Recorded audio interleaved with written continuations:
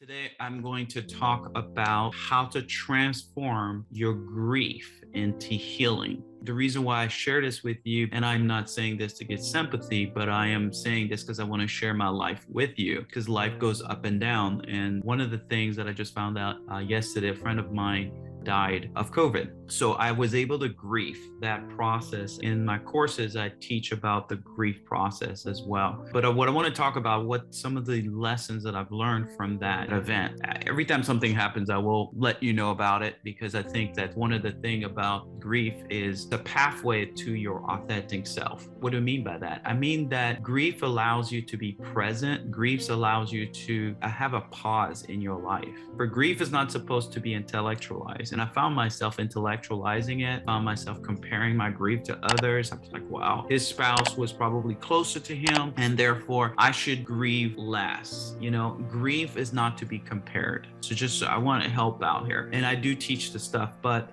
even teaching something and when you're experiencing it's a little bit different. It brings the teaching into light. But one of the things that I want to talk about also is that grief is a pathway to your authentic self. The false self will stop you from feeling your feelings. See, your feelings is an indicator of something that goes on. And a lot of times when we go through something, like all of us, I probably have heard or met somebody that grieved or are probably going through some grief in one way or the other. But there's a purpose to that, because what it does for me, it shows me the false self trying to step up and says, well, don't feel bad, just be strong, keep busy. All these beliefs that stops me from feeling. I'm not saying allow your feelings to master you, but when I am saying allow your feelings to be present and feel your feelings, right? And there's this false self trying to disconnect me from my emotions. You know, it's interesting, even though I teach this, first thing that come in mind was like, no, I just got to keep busy. No, I just got to be strong. No, in time, I'm not going to feel this. And I was trying to not feel it. And I was like, wow, this is interesting. Even though I teach this stuff, my mind still wants to go there. Okay.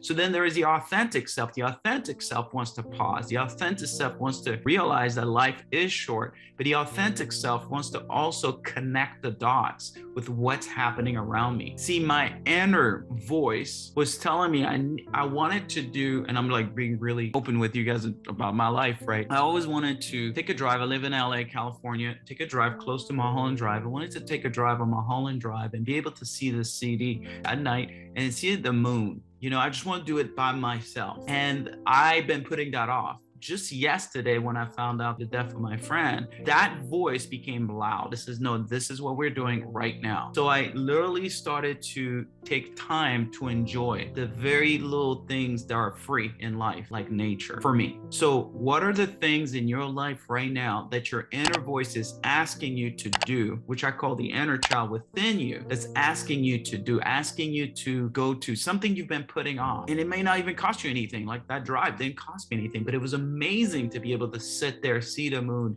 and then just do what I always love to do, right? So what is it for you? What is stopping you? Is it the busyness of life? Because you see, grief is calling you to be more present. It's calling you to appreciate life more. It's calling you to feel it with healing. You know, a lot of times we could work on ourselves over and over and over and over again. And life is like a vacuum. If you're just cleaning, you have to fill it with something else. The healing comes from you being your authentic self, living, playing, allowing your inner child to be able to be alive, to be present. And my inner child definitely wanted to go out and have fun. And I know that lingo may make sense, may not. Your true self wants to do many great things, but we shut ourselves down because, quote unquote, we're playing the adult. There's nothing wrong with playing the adult. And when I say inner child, I don't mean like being childish. That's not what I mean. I'm being authentic, being your own heart, listening to the unhurried voice, pressing pause in the busyness of your life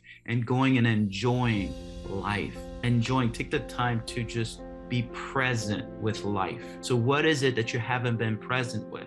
And you may say, I don't have time for this. Like I was saying, I don't have time for this, man. But not having time for it creates a breakdown that your heart will make sure that you have time for it. What do I mean by that? Your heart will make sure you have time for it when your life starts to fall apart, break down, or you're double booking yourself, or you're just going crazy, or things are happening around you and you're going, what is going on? It's your heart rebelling with the fact that you didn't take time to be present, time to heal. So that's what I wanted to come in, and I'd love to hear your feedback on this. I'd love to hear what you got out of this. How can you relate to this? Grief is conflicting feelings caused by a change of the pattern of behavior that you're familiar with. So that's what grief is, and it's conflicting. Sometimes you feel great, sometimes you feel bad. And this whole nation of ours are grieving over so many things that is happening, so many changes in the way we live. You're personally going through it, I go through it, and we're all going through it. So the best thing you can do is make sure to create time, energy, and focus to deal with your heart. That's the most important thing that you have going on, is your heart. The heart is a wellspring. Everything flows from it. Your entire life flows from it. You may want to put that as a priority. It's your heart, because everything in your life flows from it.